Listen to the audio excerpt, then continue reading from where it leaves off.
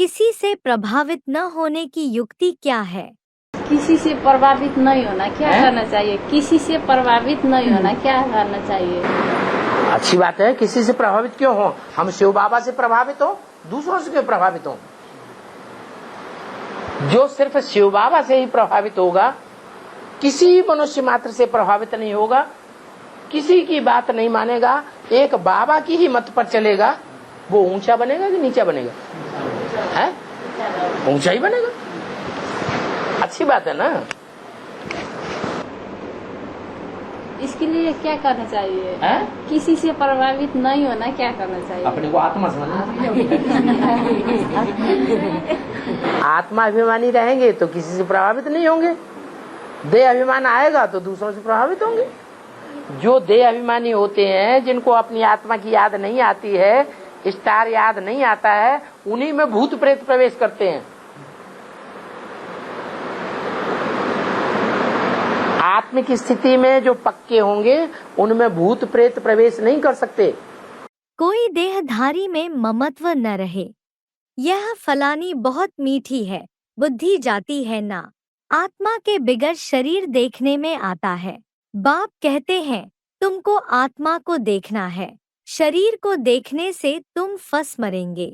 बड़ी मंजिल है, तुम्हारा जन्म जन्मांतर का पुराना ममत्व है, बाबा का ममत्व नहीं है, तभी तो बच्चों को सिखलाने लायक है। बाप खुद कहते हैं, मैं इन शरीर में नहीं फंसता हूँ, तुम फंसे हुए हो। मुरली तारीख 17 फरवरी 1968 पृष्ठ 1 अंत। अगर किसी से लगाव लग जाता है तो उसला वो याद आता है तो उसको बुलाने का तरीका क्या है? याद करो, स्त्री का कोई से लगाव लग जाता है, चाहे शादीशुदा है चाहे गैर शादीशुदा है, सारे जीवन याद करती रहेगी तो रिजल्ट क्या होगा? अंतमते सो जो गते अगले जन्म में उसके साथ जाके मिल जाएगी। अपने को मेहमान समझेंगे तो फिर व्यक्त में होते हुए भी अव्यक्त में रहेंगे। मेहमान का किसके साथ भी लगाव नहीं होता है। हम इस शरीर में भी मेहमान हैं, इस पुरानी दुनिया में भी मेहमान हैं। जब शरीर में ही मेहमान हैं तो शरीर से भी क्या लगन रखें? सिर्फ थोड़े समय के लिए यह शरीर काम में लाना है। अव्यक्त वाणी तारीख 17 जुलाई 1969 पृष्ठ 89 अंत। हमारा किसी देहधारी से न चाहते हुए भी प्यार हो जाता है और लगाव लग जाती है, और सोते वक्त बाबा को याद करते हैं तो भी वही देहधारी याद आने लग पड़ते हैं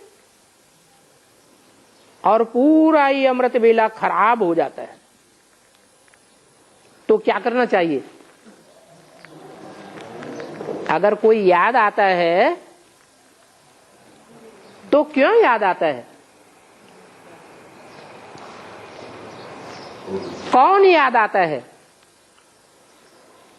मुरली में तो बाबा ने बोला है, कराची में तुम 300-400 अंदर बंद पड़े थे, कोई को देखते ही नहीं थे, तो दिल किससे लगावेंगे? किसको याद करेंगे?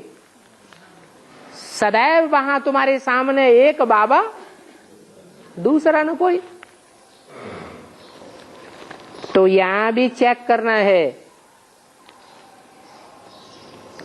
कि हमारी आंखें किसको देखने में रस लेती हैं। आंखें ही नहीं, और कर्मेंद्रियां भी किसके संग में ज्यादा आने की आदी हो गई हैं।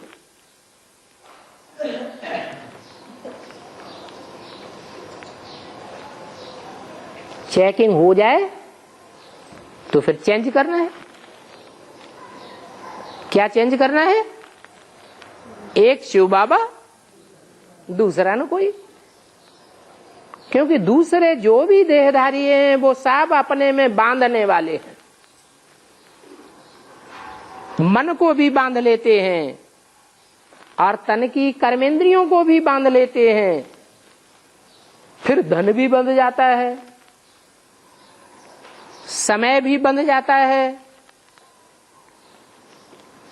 और आत्मा के जो भी संबंधी हैं जन्म जन्मांतर के, वो भी बंध जाते हैं। अभी जोड़ने का टाइम है, नए नए संबंध जोड़ने का टाइम है या तोड़ने का टाइम है? तोड़ने का टाइम है। और तोड़ने के टाइम भी कोई जोड़ना शुरू कर दे,